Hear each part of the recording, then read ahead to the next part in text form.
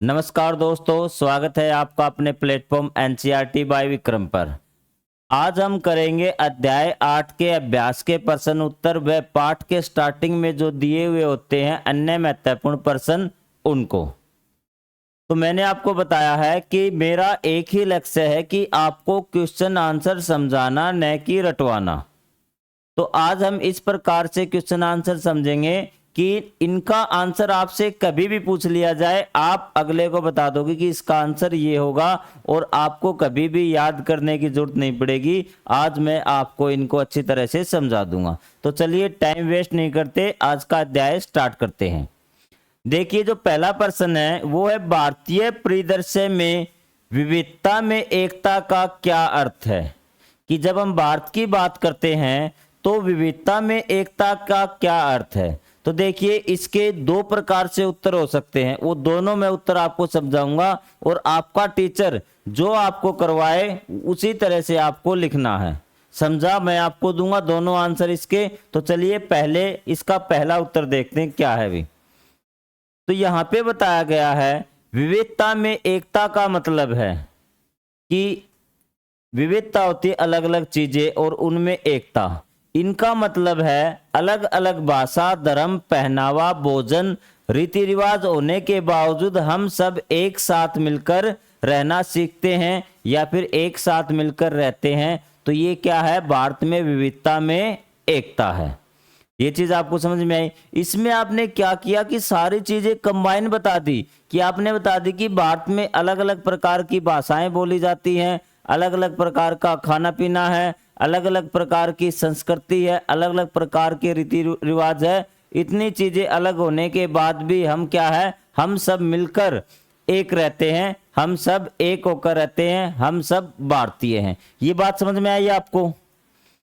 अब दूसरी बात आपको बताई, भारत में लोग अलग अलग जगहों से हैं, अलग अलग क्षेत्रों से हैं, पर सभी आपस में जुड़े हुए हैं और एक दूसरे का सम्मान करते हैं। यह हमारी संस्कृति की ताकत है। हम इतने अलग होते हुए भी एक देश के रूप में एकजुट है। इसने बताया है कि अलग अलग क्षेत्रों में लोग रहते हैं। कहीं आप दक्षिण भारत में चले जाइए, चाहे आप जम्मू कश्मीर में चले जाइए, चाहे गुजरात में चले जाइए, और चाहे आप पूर्वोत्तर राज्य असम, मेघालय, मणिपुर में चले जाइए, वहाँ अलग अलग प्रकार के रीति रिवाज है, त्योहार है, सब कुछ अलग अलग है, भाषाएं भी अलग अलग है, लेकिन फिर भी हम सब क्या है, एक भावना के साथ जुड़े हुए हैं कि हम सब भारतीय हैं, हम सब मिलकर रहते हैं, एक दूसरे का सम्मान करते हैं। तो इसी को कहा गया है कि विविधता में एकता है। तो आप क्या एग्जाम में लिख दोगे कि भारत में विविधता में एकता किस प्रकार है। सारी चीजें लिख दोगे कि भारत में अलग अलग प्रकार के धर्म के लोग रहते हैं, अलग अलग जातियों के लोग रहते हैं, उनके रीति रिवाज अलग है, उनका खाना पीना अलग है, भाषाएं अलग है। लेकिन जब हम बात करते हैं देश की, तो देश के नाम पर हम सब एक हैं, हम सब भारतीय हैं। ये हो गया पहला आंसर, बिल्कुल ठीक आंसर। उसके बाद कुछ टीचर क्या करते हैं कि इसको एग्जाम्पल के तौर पे लिखवाते हैं। जैसे भारत में विविधता में एकता कैसे है, सबसे पहले लिखवाया जाएगा कि भाषाएं, कि भारत के अलग अलग क्षेत्रों में अलग अलग भाषाएं बोली जाती हैं। ये तो विविधता होगी कि भाषा अलग अलग है। लेकिन रामायण और महाभारत कुछ ऐसे ग्रंथ हैं जो सभी भाषाओं में मिलते हैं। तो ये क्या हो गई, एकता, भाषा की विविधता में एकता। आपको आई बात समझ में मैं क्या कह रहा हूं, कि अलग अलग प्रकार की भाषाएं बोली जाती हैं, लेकिन जो ग्रंथ हैं वो उन भाषाओं में एक हैं। दूसरा पहनावा, तो उसने कहा कि अलग अलग क्षेत्रों में अलग अलग प्रकार का पहनावा पहना जाता है। जैसे फिर एग्जाम्पल दिया जाता है साड़ी का, लेकिन जैसे साड़ी है उसका पहनावा तो एक है, वो लिबास तो क्या है, वस्त्र तो एक है साड़ी, लेकिन उसके पहनने के तरीके एक हैं। तो पहनने के तरीके में तो होगी विभिन्नता, लेकिन जो साड़ी है वो क्या हो गई, एकता का प्रतीक। आपको आ रही मेरी बात, मैं क्या कह रहा हूं।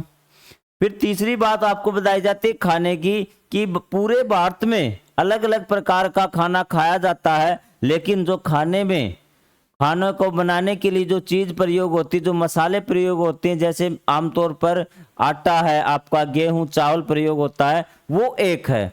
तो खाने की आपको क्या बता दे कि अलग अलग प्रकार का खाना खाया जाता है। तो तो ये तो विभिन्नता हो गई। और एकता क्या बताई कि उसमें जो जिन चीजों से वो खाना बनाया जाता है वो एक है। तो कई टीचर इस प्रकार से लिखवा देते हैं। अगर आप अध्यापक हैं तो आप भी इस प्रकार से लिखवा सकते हैं, कोई गलत नहीं होगा। कौन सा उत्तर ज्यादा सही रहेगा? दोनों ही उत्तर एकदम से बिल्कुल 100% ठीक है। आपके किसी भी आंसर में नंबर कटने की गुंजाइश नहीं है, क्योंकि अगर दोनों का भाव देखेंगे ना तो भाव एक ही है। और मैंने आपको ये आंसर मैंने बोर्ड पे क्यों लिखवाया है, क्योंकि उसका आंसर आगे ठीक ऐसा ही प्रश्न पूछा गया है, तो उसमें वो दूसरे वाला आंसर है, मैंने उसमें भी वो लिखकर बताया है। ये चीजें क्लियर हुई? आपको बता दोगे अब तो विविधता में एकता कैसे है। अब आपके दिमाग में ये बात बस चुकी होगी कि भारत में विविधता में एकता कैसे है। अब हम बढ़ते हैं दूसरे क्वेश्चन पे भी। भारत की विविधता के कौन से पक्ष विशेष रूप से उल्लेखनीय है भी? तो इसने कहा है कि भारत की विविधता के कौन से पक्ष विशेष रूप से उल्लेखनीय है भी।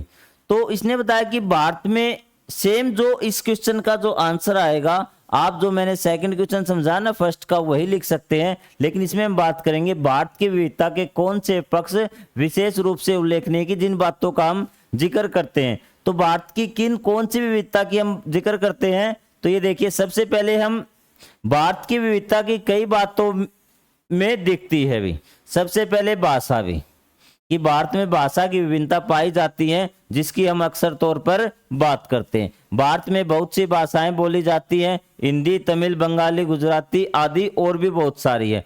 तो पहले क्वेश्चन समझिए एक बार, एक मिनट, कि इसने पूछा है विविधता के कौन से पक्ष विशेष रूप से उल्लेख, मतलब कि अगर विविधता तो बहुत प्रकार से है भारत में, लेकिन विशेष रूप से हम किन विभिन्नताओं की बात करते हैं, किन विषमताओं की बात करते हैं। तो सबसे पहले आपका भाषा की विविधता भारत में पाई जाती है।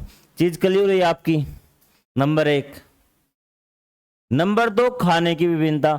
देखिए सारे क्वेश्चन आंसर में यही 2-3 चीज घूमेंगी, विभिन्नता, ठीक है। खाने की विभिन्नता, अलग अलग राज्यों में अलग अलग खाना होता है, अलग अलग प्रकार का पकवान बनाया जाता है। खाने की विभिन्नता बताई थी आपको। तीसरी, पहनावा। कपड़े की जगह आप पहनावा लिख सकते हैं कि सभी जगह पहनावे का तरीका अलग है। ये चीज हो गई आपकी। चौथी किस विभिन्नता की बात की जाती है? त्योहार की। विभिन्न क्षेत्रों में अलग अलग त्योहार बनाए जाते हैं। ये चीजें क्लियर हुई आपकी? कौन कौन सी विभिन्नता हमने कर ली? भाषा की विभिन्नता, खाने की विभिन्नता, पहनावे की विभिन्नता और त्योहार की विभिन्नता। 4 विभिन्नताएं हम कर चुके जो विशेष रूप से देखी जाती है। और चौथी है आपकी, फिफ्थ, धर्म, जाति व रीति रिवाज की विभिन्नता, कि भारत में अलग अलग धर्म के लोग रहते हैं, अलग अलग जातियों के लोग रहते हैं और उनके रीति रिवाज भी क्या है? अलग अलग हैं, ठीक है।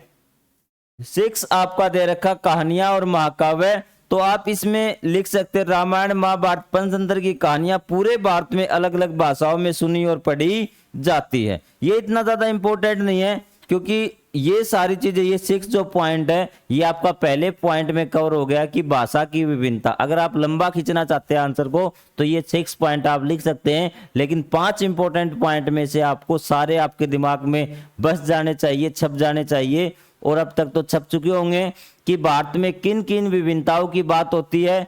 भाषा की विभिन्नता, खाने की विभिन्नता, पहनावे की विभिन्नता, त्योहार की विभिन्नता, धर्म व जाति व रीति रिवाजों की विभिन्नता। तो अब आपको ये सेकंड क्वेश्चन क्लियर हो चुका होगा अभी। अब देखिए, अब हम बात करते हैं फर्स्ट क्वेश्चन की। जो मैंने फर्स्ट क्वेश्चन बताया था ना, तो उसकी हम बात करेंगे, जिसका सेकंड आंसर बताया था कि आप इस प्रकार से भी इसका उत्तर लिख सकते हैं। मैंने फर्स्ट में अलग इसलिए लिखा क्योंकि वो उत्तर इस क्वेश्चन में हम कवर कर सकते हैं। हम विविधता में निहित एकता को कैसे पहचान सकते हैं? इसने कहा विविधता आपने देख ली कि त्योहार अलग अलग है, खाना पीना अलग अलग है, पहनावा अलग है, सारी चीजें अलग अलग है। अब हमें एकता को ढूंढना है। पहले क्वेश्चन में क्या पूछा था आपसे कि विविधता में एकता कैसे है, बता दिया आपने। दूसरे क्वेश्चन ने पूछा विविधता बता दीजिए कौन कौन सी है भारत में, किस प्रकार की भारत में असमानताएं हैं वो बता दीजिए। और थर्ड में पूछ लिया कि अगर आपने विविधता देख ली तो उनमें एकता और हमें दिखा दीजिए कि एकता आपने कैसे पहचानी। तो चलिए हम पहचानते हैं एकता भी। तो सबसे पहले आपने विभिन्नता किस में पढ़ी थी, त्योहारों में पढ़ी थी ना। तो ये देखिए कि त्योहार बनाए जाते हैं अलग अलग रीति रिवाज से, एक ही त्योहार को अलग अलग जगहों पर अलग अलग नाम से मनाया जाता है, लेकिन सभी में खुशियों और साथ मिलकर मनाना होता है भी। एक तो देखिए कि आपने बता दिया अलग अलग त्योहार मनाए जाते हैं, इसने कहा कि अलग अलग त्योहार उनके नाम अलग है लेकिन जो रीति रिवाज है, जो उनका समय है, जो उनकी भावना है, वो सब क्या है, एक है। तो आगे आपकी विभिन्नता में एकता। ये चीज क्लियर हुई आपके त्योहार से कि एक ही त्योहार को अलग अलग जगहों पर अलग अलग नाम से मनाया जाता है। जैसे आपका ये मकर संक्रांति है, बैसाखी है, लोहड़ी है, ये आपका ओणम है, ये सब क्या है, एक ही समय में मनाए जाते हैं त्योहार और फसल की कटाई पर मनाए जाते हैं, सिर्फ इनके नाम अलग है, पूरे भारत में ये मनाए जाते हैं। त्योहार वाली एकता आपको नजर आई कि त्योहारों में किस प्रकार एकता है। भोजन से भी तो हमने पढ़ा था कि भोजन अलग अलग पूरे भारत में अलग अलग प्रकार का भोजन होता है। उसने कहा ठीक है आपका भोजन अलग अलग प्रकार का होता, हम मान के विभिन्नता है, लेकिन भोजन जिस चीज से बनाया जाता है पूरे भारत में वो तो एक है ना। खाना अलग अलग हो सकता है लेकिन उसमें डाली जाने वाली चीजें लगभग एक जैसी होती है, जैसे दाल चावल गेहूं कि पूरे भारत में अलग अलग चीज प्रकार की चीजें मतलब पकवान बना जाता है, लेकिन मैक्सिमम जो चीज यूज की जाती है डालने के लिए गेहूं डाल देते हैं, चावल डाल देते हैं, दाल डाल देते हैं। तो ये पूरे भारत में समान रूप से होती है भी। ये किसी भी आप राज्य का पकवान खा लीजिए उसमें आपको दाल मिल जाएगी, चावल मिल जाएगा, गेहूं मिल जाएगा। तो इस पर उसने कहा कि कोई बात नहीं, हमारा खाना अलग अलग है लेकिन एकता कहाँ देखी आपने, जब हम उसमें डलने वाले पदार्थों की बात करते हैं तो हमें वहां एकता दिखाई देती है। तो क्या आपको क्वेश्चन समझ में आ रहा है कि एकता अनेकता में एकता कैसे दिख रहे हैं। तीसरा कपड़ों से, कपड़ों से भी आपने पढ़ा था कि विभिन्नता होती है लेकिन हम एकता देखते हैं कि एकता कैसे है भी।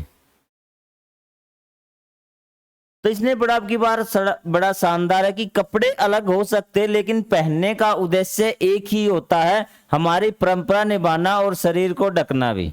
मेन बात आप शरीर को ढकना छोड़िए कि हमारी जो संस्कृति है उसको निभाना। आप एग्जाम्पल के तौर पे लिख सकते हैं साड़ी भी। पूरे भारत में क्या है कि साड़ी पहनने का तरीका अलग अलग है लेकिन जो वस्त्र हम पहनते हैं वो साड़ी एक ही प्रकार की होती है भी। ठीक है, तो इस प्रकार क्या है कि विभिन्नताओं में एकता है कि तरीके अलग अलग है लेकिन जो वस्त्र पहनते हैं वो क्या है, एक है महिलाओं में। और बाकी आपको बता दिया कि कपड़े अलग अलग हो सकते हैं लेकिन पहनने का उद्देश्य एक ही, परंपरा निभाना भी। और कहां पे एकता देख सकते हैं हम, रामायण और महाभारत ग्रंथों से भी। तो उसने कहा कि हम रामायण और महाभारत है ना, आपको बताया था कि भाषाएं अलग अलग है लेकिन जो ग्रंथ है उन भाषाओं में लिखे गए हैं। कुछ ग्रंथ ऐसे हैं जो सभी भाषाओं में लिखे गए हैं। तो भाषाएं अलग अलग हैं, ये तो विभिन्नता होगी, लेकिन ग्रंथ क्या है, एक ही है। तो इनको बोलते हैं अनेकता में एकता या विभिन्नताओं में एकता। आपको आगे समझ में ये बात कि कहानियों से हमें पता चलता है कि इस प्रकार से विभिन्नताओं में क्या है, एकता है, या फिर आप कर सकते हो ग्रंथों से। देखिए मेन मोटो क्या है, मेन लक्ष्य क्या है कि आपको क्वेश्चन समझ में आना चाहिए। याद आपको आपके टीचर कर देंगे, तो मेन है कि आपको समझ ले आप आराम से। अगर आप टीचर हैं तो आप क्वेश्चन को समझ ले, लिखवा दीजिए बच्चों को किसी प्रकार से भी, तो वो बच्चों अगर आप बच्चों को समझा देंगे तो बच्चे अपने आप लिख देंगे। आपको याद करवाने की कभी जरूरत नहीं पड़ेगी बच्चों को भी। और मेरा भी ये रिकॉर्ड है, मैं कभी भी बच्चों को कोई भी सब्जेक्ट याद नहीं करवाता, बस उनको समझाता हूँ और ये कहता है कि जैसा मैंने समझाया आपको समझ में आया वैसा अपनी नोटबुक में लिख दीजिए। तो मिलजुल कर रहने से, तो यहाँ एक विभिन्नता में एकता कैसे नजर आती है, मिलजुल कर रहने से। हम सभी भले ही अलग अलग हो, अलग अलग हमारा धर्म हो, हम मिलजुल कर जैसे एक ही स्कूल में जाते हैं, साथ खेलते हैं, त्योहार मनाते हैं, यही सच्ची एकता, यही विभिन्नता में क्या है, एकता। लास्ट में बता दिया कि हमारे धर्म अलग है, हमारे त्योहार अलग है, हमारे क्षेत्र अलग है, ठीक है, लेकिन हम कहीं एक जगह खेलते हैं, एक देश की टीम में खेलते हैं।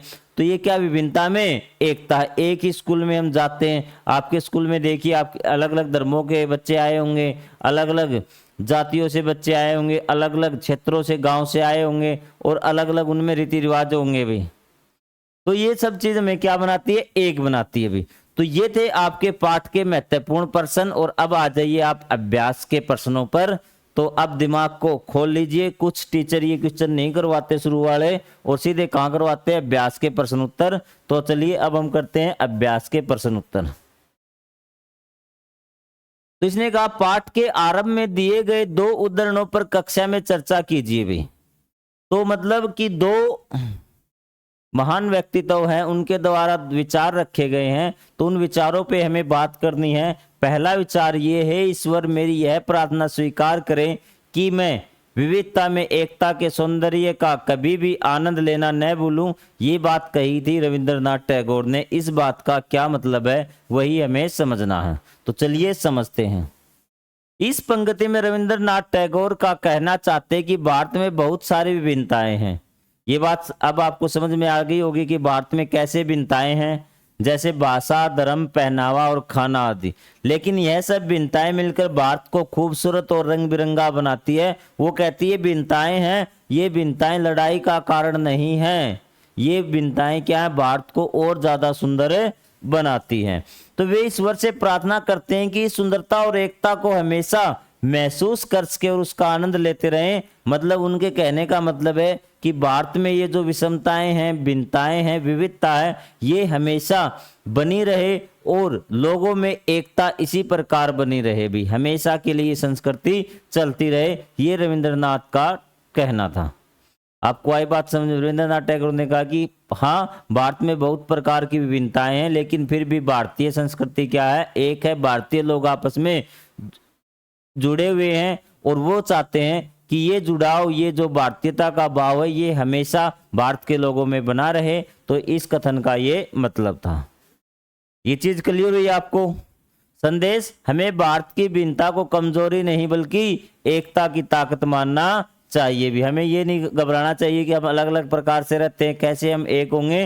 तो उसने कहा कि जब देश की बात आएगी तो हम सब क्या है, एक है, और यही हमारी ताकत है। बात क्लियर हुई आपकी। अब दूसरा एक विचार और दे रखा बेटा यहाँ पे, विविधता में एकता का विचार भारत के लिए हमेशा से जरूरी और मूल्यवान रहा है और यह हमारे स्वभाव और अस्तित्व की नींव है। ये है अरुण दा के द्वारा कहा गया एक कथन, और इस कथन की हम अभी व्याख्या करते हैं। क्लियर है? तो चलिए इसकी व्याख्या करते हैं भी। तो इसमें कहा कि लेखक ने कहा कि भारत की विविधता में जो एकता कोई नई बात नहीं है भी, यह हमारे देश की पहचान और संस्कृति और सोच का हिस्सा है भी। उसने कहा यही तो हमारे देश की पहचान है, जो सदियों से, बहुत पुराने समय से आ रही है।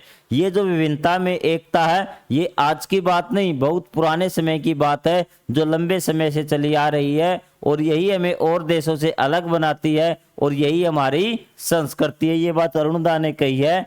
और हमारी सभ्यता तभी से मजबूत रही है जब हम अलग अलग होकर भी एक साथ रहना जानते। उसने कहा यही हमारी ताकत है कि हम अलग अलग होकर भी एक रहना जानते।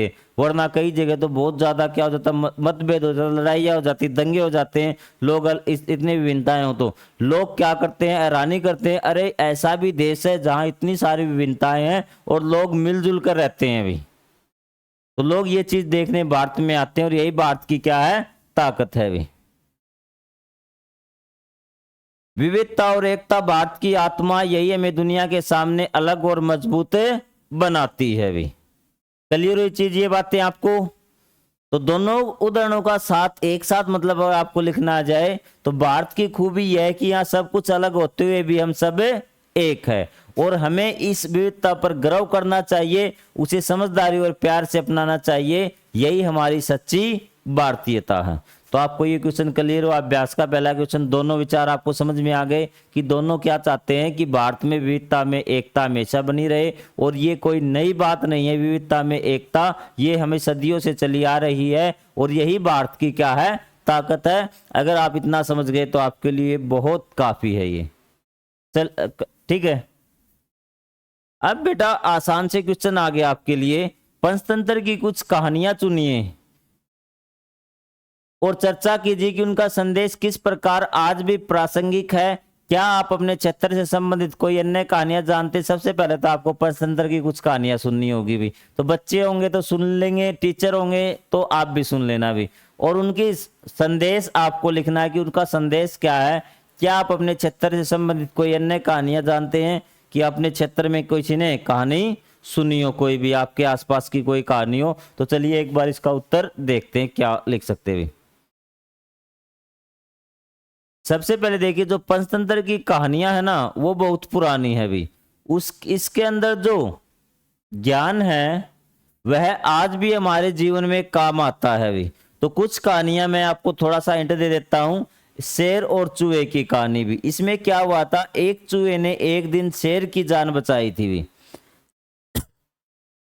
तो ये संदेश क्या देती है, कोई भी छोटा नहीं होता, समय आने पर हर कोई मदद कर सकता है। और आज के समय में भी यही शिक्षा लागू होती है कि हमें किसी को भी छोटा नहीं समझना चाहिए, इसलिए हमें सभी के साथ समान भेदभाव करना चाहिए। कोई भी व्यक्ति कहीं पर भी हमसे काम है, आज हमारे काम आ सकता है।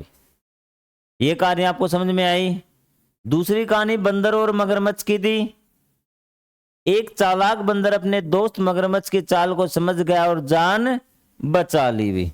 तो बुद्धि और समझदारी से हम किसी को भी मुश्किल से बच सकते हैं, और आज के समय में भी यही शिक्षा लागू रहती है कि यदि हम बुद्धि और दिमाग का प्रयोग करेंगे तो हम बड़ी से बड़ी मुसीबत से बच सकते हैं। तो इस प्रकार से आपको संदेश लिखना है। और ये सारे जो संदेश हैं, एक कहानी और देख लीजिए भी, खरगोश और कछुआ, पंचतंत्र की तरह एक लोक कथा, ये तो आपने सबसे सुनी होगी। तो उसने कहा कि धीमी और लगातार कोशिश करने वाला जीतता है भी। ठीक है, या फिर आप कर लो, धीमी और लगातार कोशिश करने वाले की कभी हार नहीं होती। ये चीज क्लियर है। वो आज भी ये क्यों जरूरी है भी, क्यों जरूरी, ये पूछा था ना, आज क्यों जरूरी है, क्यों प्रासंगिक है। तो हमें लिखना है कि ये कहानियां हमें ईमानदारी, चालाकी, दोस्ती, दया और मेहनत जैसे अच्छे गुण सिखाती है। ये छोटे बड़े सभी के लिए जरूरी बातें समझाती है, इसलिए ये आज के जमाने में भी प्रासंगिक है, मतलब आज भी इनकी जरूरत है, आज भी ये महत्वपूर्ण है। क्लियर हुआ ये क्वेश्चन आपको। अब आपके क्षेत्र की लोक कथाएं आप बता दीजिए कि तेनालीराम की कहानियां जो बुद्धिमान और हास्य सिखाती हैं, कुछ भी लिख सकते हैं आप, अकबर बीरबल की कहानियां, इन सभी कहानियों में सीधा और काम आने वाला संदेश होता है जो हमें अच्छा इंसान बनाने में मदद करता है भी। अब आप देखिए भी, अपने क्षेत्र से कुछ लोक कथाएं एकत्रित कीजिए और उनके संदेशों पर चर्चा कीजिए भी। मतलब आपके आसपास अगर कोई कहानी है, आपके दादा दादी ने आपको सुनाई हो, कि वो कहानी आपको लिखनी है और ये लिखना है कि उससे हमें क्या शिक्षा मिलती है। आपको नजर आ रहा होगा बोर्ड पे, क्लियर हुआ? तो आप लिख देंगे। तो सबसे पहले लिखेंगे कैसे, सबसे पहले आपको पता आना चाहिए कि लोक कथाएं क्या होती है भी। लोक कथाएं होती हैं ऐसी कहानियां होती हैं जो हमारे गांव, क्षेत्र, राज्य में बुजुर्गों से सुनी जाती है, मतलब बूढ़े व्यक्तियों द्वारा सुनाई जाती हैं। और ये कहानियां पीढ़ी दर पीढ़ी चली आती हैं और इनमें सीखने वाली बात होती है। आप कोई भी कहानी अपने पेरेंट्स से, दादा दादी से सुन के लिख देना और उससे क्या शिक्षा मिलती है वो लिख देना, आपका उत्तर समाप्त। तो आपको समझ में आ गई ये बात। अगर आप टीचर हैं तो आप बच्चों को कोई भी कहानी लिखवा दीजिए जो आपके आसपास के क्षेत्र में प्रचलित हो। क्या आप किसी प्राचीन कहानी को कला के माध्यम से दर्शाते या चित्रित होते देखा है? यह एक कठपुतली शो, चित्रकला, नृत्य प्रस्तुति या कोई फिल्म भी हो सकता है। अपने सहपाठियों के साथ चर्चा कीजिए भी। क्या आपने किसी कहानी को टीवी में देखा है, चित्रों की सहायता से देखा है या किसी प्रकार देखा? तो आपने बहुत सी कहानियां, जैसे पंचतंत्र की कहानियां ना, उसमें कोई कहानी आपने टीवी में देखी होगी तो आप लिख सकते हैं हमने कौन सी कहानी आपने टीवी में देखी थी या कॉमिक्स आपने पढ़ी थी, कोई बुक में कहानी पढ़ी थी, तो उस कहानी का नाम लिख दीजिए भी। सिंपल आपको आंसर बताता हूं कि कोई भी कहानी अगर आपने देखी हो तो। लेकिन यहाँ उत्तर अगर आप देखेंगे, हाँ मैंने कई प्राचीन कहानियों को कला के माध्यम से प्रस्तुत होते देखा, इनमें से कुछ नीचे दिए गए हैं। एक कठपुतली नाटक में भी, तो कठपुतली नाटक में आपने रामायण की कहानी देखी होगी। लकड़ी की कठपुतलियों को डोरियों से हिलाकर कलाकार कहानी सुनाते हैं कि इस प्रकार से राम लक्ष्मण वन में गए, मतलब कठपुतलियां होती उनको बनाकर दिखाते हैं भी। यहाँ रामायण की जगह आप पंचतंत्र भी लिख सकते हैं। क्लियर बात है? चित्रकला में आपने मंदिरों पर भी देखे होंगे कि कुछ दृश्य बनाए हुए होते हैं कि एक कहानी सी वो हमें सुनाते हैं कि इस प्रकार से वो वन में गए, इस प्रकार सीता जी का हरण हुआ, इसी प्रकार भगवान श्री कृष्ण से संबंधित चीजें आपको मिलती है।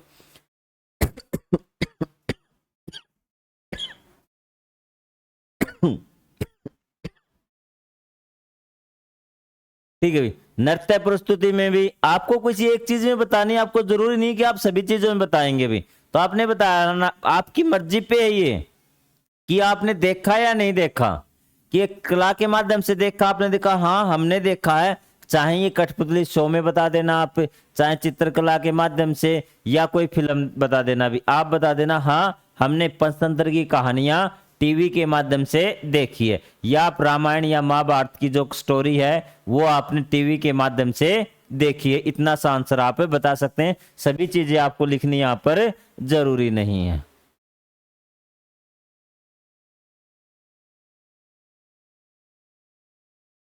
ठीक है, अब इनसे क्या हुआ कि फायदा क्या कला के रूप में, कला के रूप में देखने से हमें पुरानी कहानियां जल्दी समझ में आती हैं। ये सिर्फ हमारा मनोरंजन ही नहीं करती, हमें संस्कार, इतिहास और संस्कृति भी सिखाती है। ये बात आप लिख लें, आपके आंसर को 4 चांद लग जाएंगे भी।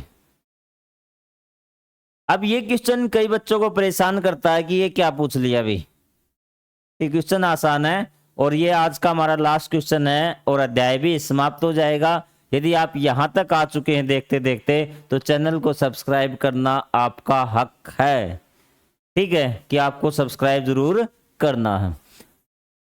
भारत के प्रथम प्रधानमंत्री जवाहरलाल नेहरू ने आजादी से पहले कई यात्रा की भारत की जगह भी, और उन्होंने कुछ पंक्तियां कही। उन्होंने एक पंक्ति कही कि हर जगह मुझे एक सांस्कृतिक पृष्ठभूमि मिली जिसने उनके जीवन पर प्रभाव डाला भी। तो उन्होंने क्या क्या देखा भी, तो ये उन्होंने लाइन पढ़ी थी, आप अध्याय में पढ़ लेंगे। उन्होंने ये लाइन बोली थी भी, क्या है ये लाइनें उन्होंने बोल, जो लाइन यहाँ पे बोर्ड पे लिखी गई है ये सारी लाइन उन्होंने बोली थी। अब इन लाइनों का क्या मतलब है वो आपको बताना है भी। नेहरू जी ने कहा था, उन्होंने जब भारत के अलग अलग हिस्सों की यात्रा की तो उन्हें यह देखकर बड़ी खुशी हुई कि भले लोग अलग अलग भाषाएं बोलते हों लेकिन सभी के मन में एक जैसी संस्कृति और सोच है। कि भाषाएं तो अलग अलग बोलते हैं, नेहरू जी अलग अलग हिस्सों में गए देश के, वहां भाषाएं अलग अलग थी, लेकिन देखा ये तो सभी रामायण पढ़ रहे हैं, सभी महाभारत पढ़ रहे हैं। तो इसका मतलब उन्होंने कहा कि हाँ उनकी भाषाएं अलग अलग है लेकिन सांस्कृतिक तौर पर वो सब एक है। ये बात समझ, उन्होंने देखा महाभारत और रामायण जैसी कहानियां हर जगह लोग जानते हैं भी, गांव में रहने वाले लोग इन कहानियों के श्लोक याद रखते हैं भी और इनसे लोग सीखकर अच्छा व्यवहार करते हैं। ये कहानियां लोगों को अच्छा इंसान बनाना सिखाती है, जैसे कि सच बोलना, बड़ों का आदर करना, दया और धर्म को मानना भी। तो ये सारी चीजें, इससे यह बात समझ में आती है कि रामायण और महाभारत से आप किताबें ही नहीं, वे हमारी संस्कृति का भी हिस्सा, मतलब वो हमें व्यवहार करना सिखाती है, जीवन जीना सिखाती है, इसलिए उनका क्या है, संस्कृति का हिस्सा माना गया है। और हर जगह समान रूप से वो मौजूद है, चाहे वो भारत का कोई भी क्षेत्र हो, कोई भी भाषा हो, आपको हर भाषा में रामायण और महाभारत मिल जाएगी। एक बार इसका निष्कर्ष और देख लीजिए, भारत के लोग अलग अलग दिखते हैं लेकिन सबके अंदर एक जैसी सांस्कृतिक सोच और अच्छे संस्कार है, इसलिए भारत में विविधता में एकता है। ये इसका निचोड़ है प्रश्न का, नेहरू जी के द्वारा कही गई बातों का भी। तो दोस्तों आपको ये अध्याय कैसा लगा तो आप कमेंट में बता सकते हैं। अगर आपका फिर भी कोई डाउट रहता है तो कमेंट बॉक्स सिर्फ आपके लिए है। मैंने पूरी कोशिश की है आपको समझाने की, फिर भी मैं इंसान हूं, कोई गलती मुझसे भी हो सकती है, और अगर आप कमेंट कर देंगे तो मैं आगे वाले वीडियो में उसको सुधारने की कोशिश करूंगा। तो तब तक के लिए जय हिंद, जय Bharat, thank you very much.